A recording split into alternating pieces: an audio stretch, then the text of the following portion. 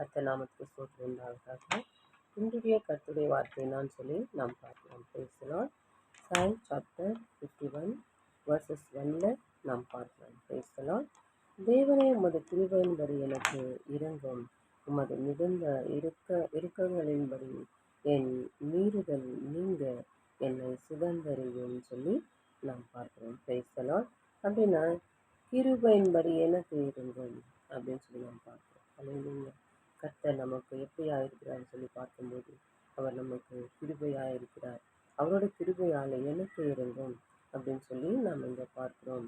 அவர் மிகுந்த இரக்கம் உள்ளவர்னு சொல்லி நாம் பார்க்கிறோம். அல்லேலூயா.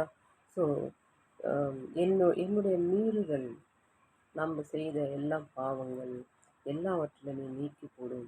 இது ஏன் சொல்லி பார்க்கும்போது நீ மகா கிருபை இல்லா தேவன் அப்படின்னு சொல்லி நாம் இதை பார்க்கிறோம். பேசலாம்.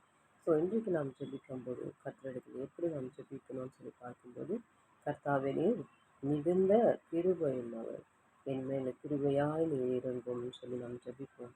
கர்த்தர் உண்மையாகவே அவர் கிருபையாய் நமக்கு இருக்கிறார். அல்லேலூயா. ஸோ கர்த்தர் இந்த வார்த்தை ஆசீர்வதிப்பாராக.